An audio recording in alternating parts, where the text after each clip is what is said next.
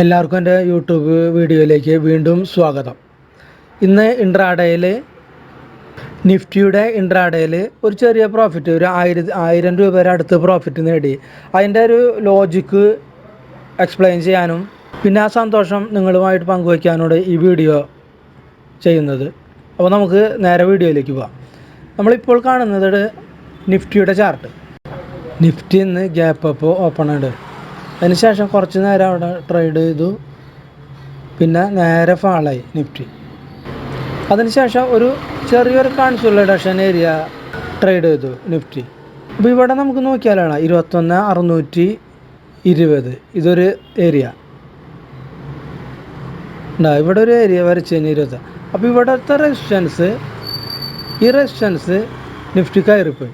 അതിനുശേഷം ഈ ഏരിയ തന്നെ, ഈ 21,620 21,600 ആ ലെവൽ അതൊരു സപ്പോർട്ടായിട്ട് പിടിച്ചു.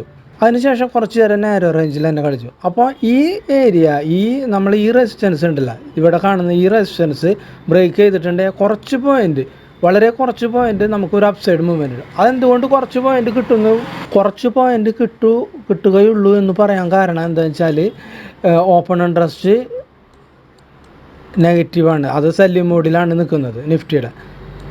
അതുകൂടാതെ ബാങ്ക് നിഫ്റ്റി ഈ സമയത്ത് ഡൗൺ ആണ്. അതുകൊണ്ടാണ് നിഫ്റ്റിക്ക് അങ്ങനെ ഒറ്റയ്ക്ക് കയറി പോകാനായിട്ട് പറ്റില്ല. കാരണം ഓപ്പൺ ഇൻട്രസ്റ്റ് സപ്പോർട്ടില്ല, പിന്നെ ബാങ്ക് നിഫ്റ്റിയും സപ്പോർട്ടില്ല. അപ്പോൾ നിഫ്റ്റി മാത്രമായിട്ട് അങ്ങനെ കയറി പോകില്ല. കയറുമ്പോൾ ഇവരെല്ലാവരും കൂടി ഒരുമിച്ച് കയറുള്ളൂ.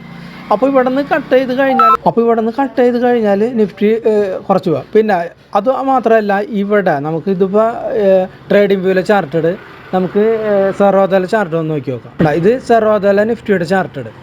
അപ്പോൾ ഈ ലെവലുണ്ടല്ലോ, ഇവിടെ ഒരു റെസിസ്റ്റൻസ് ഉണ്ട്. അതുകൂടാതെ ഇവിടെ വി വാപ്പ് റെസിസ്റ്റൻസ് ആയിട്ട് നിൽക്കുന്നുണ്ട് കേട്ടോ. അപ്പോൾ വി വാപ്പിന് മുകളിലേക്ക് പോയി കഴിഞ്ഞാൽ കുറച്ച് കിട്ടും നമുക്ക്. പക്ഷേ ഈ സമയത്ത് നമ്മൾ നോക്കേണ്ടത് കേട്ടോ, ബാങ്ക് നിഫ്റ്റി താഴെ നിൽക്കുമ്പോൾ നിഫ്റ്റിക്ക് അങ്ങനെ ഒറ്റയ്ക്ക് പോകാനായിട്ട് സാധിക്കില്ല. അപ്പോൾ അവിടെ റിസ്ക് ഏരിയയുടെ, ഹൈ റിസ്ക് ഏരിയയുടെ പരമാവധി അവിടെ ട്രേഡ് ചെയ്യാതിരിക്കുന്നത് നല്ലത്. പക്ഷേ ഒരു ചെറിയ പ്രോഫിറ്റ് എടുക്കാനായിട്ട് ഞാൻ ശ്രമിച്ചത് അവിടെ. അപ്പോൾ അതിൻ്റെ ലോജിക്ക് ഒന്ന് നമുക്ക് പറയാം. അപ്പോൾ ഇത്രയും കണ്ടീഷൻസ് അവിടെ ഉള്ളത്, നമ്മൾ നോക്കിയില്ലേ, ചെറിയൊരു റെസിസ്റ്റൻസ് ഏരിയ ഇവിടെ ഉണ്ട്. ഈ പോയിൻ്റ് ഒരു ചെറിയ റെസിസ്റ്റൻസ് ഉണ്ട്. അതുകൂടാതെ വി വാപ്പിന് മുകളിലേക്ക് പോയി ഒരു ചെറിയൊരു കിട്ടുന്നു മാത്രം. അപ്പോൾ അവിടെ ഞാൻ 21,650 കോള്, ഇതാണ് 21,650 കോള്. ഇവിടെ കണ്ട ഒരു നാരോ റേഞ്ചിലാണ് ട്രേഡ് ചെയ്തുകൊണ്ട് നിൽക്കുന്നത്. അത് ഒരു 10 മണി മുതൽ ഈ ലെവലാണ്. അപ്പോൾ ഈ ഏരിയ കട്ട് ചെയ്ത് കഴിഞ്ഞാൽ ചെറിയൊരു അപ്സൈഡ് നമുക്ക് കിട്ടും.